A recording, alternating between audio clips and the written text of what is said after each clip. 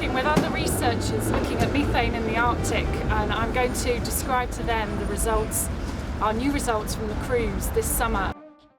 So I'm really looking forward to that and seeing what interesting questions they have, what ideas they might have about where all this methane is coming from.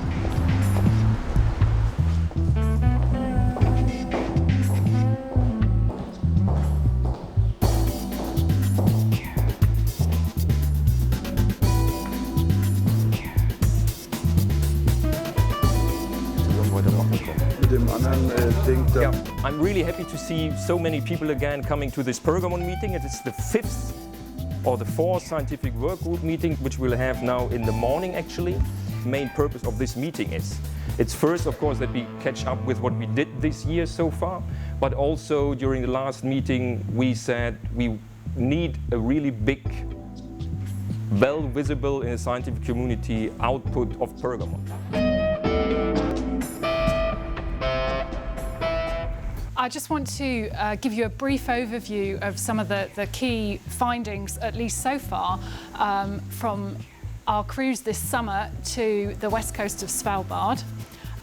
This is a view that a whole bunch of people, I think, in this room will be very familiar with from this summer, because not only were we out there on the James Clark Ross, but the Poseidon was out there as well.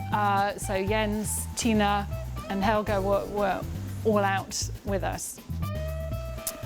Those warming signals can be transmitted into the sediments much more rapidly than they would be able to if we did have a homogeneous system, and we can potentially have much more rapid emission of methane from this area. So I think that these results are very important for those models. What's your conclusion? In the shallower sites, the methane is coming.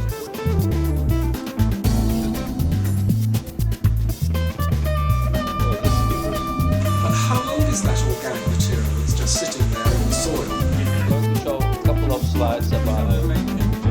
This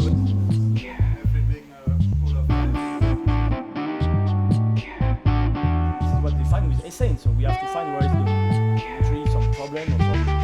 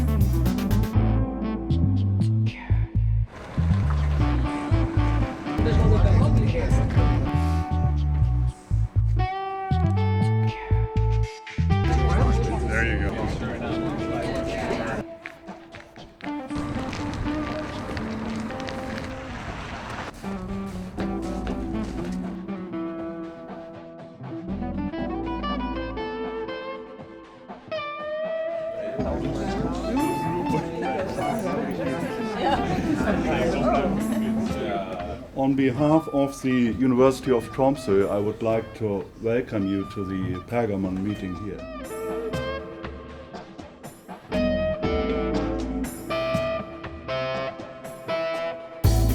The time scale that actually is attached to the CO2 is a completely different one than to the methane, because actually the CO2 is dissolved in the ocean, it is transported as a dissolved species. So actually there we actually enter a different field of dynamics and we would concentrate on methane, and it's a very important point to stick on that. However, we could also broaden the issue tremendously if we really go into this kind of thing, whether how much is actually climate change related to methane-derived CO2 degassing from the ocean. I think we're talking about everything. We're talking from seconds to millennia actually. Maybe also disconnect. At the moment we have quite a number of scientists from many different countries here, even some people from the US, and 2 people from the US and from all over Europe who will have breakout sessions to sit together and discuss the most pressing questions which we cannot answer at the moment. I guess we've all been seduced by these seismic images of bubble plumes emanating from the seafloor off the west coast of Svalbard.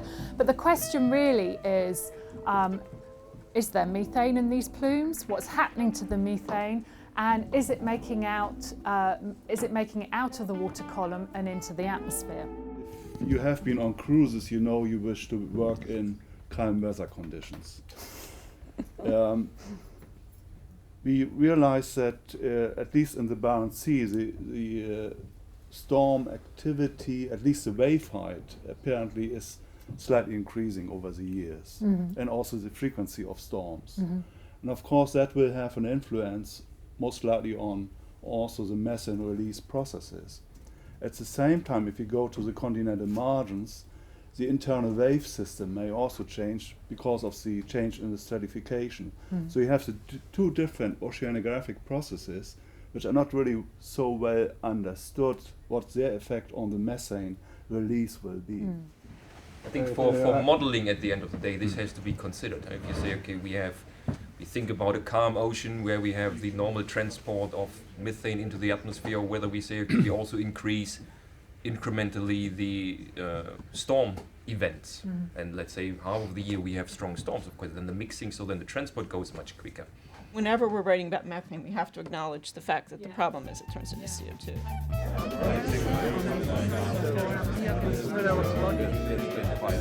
There are 2 big things that international cooperation does. One thing that it does is having another set of eyes looking at the same data sets is often the way we learn about what we're missing. And so you come to meetings like this one or other, the Pergamon effort has been very good at this in really bringing scientists together to say, well, wait a second, have you looked at this? International cooperation is the key to making sure we get the best data sets to really come up with numbers. I don't think we're going to have them in time for the next IPCC, but in the next decade, I think we will have some real numbers on what those methane inputs are from the ocean in the Arctic.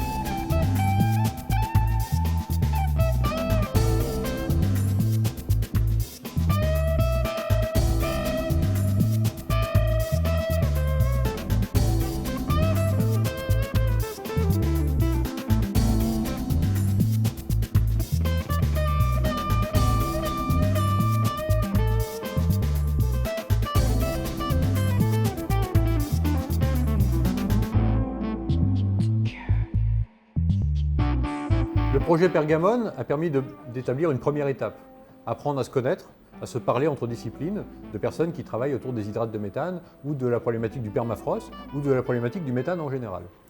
On est dans le cours de cette étape, il ne va pas falloir s'arrêter là.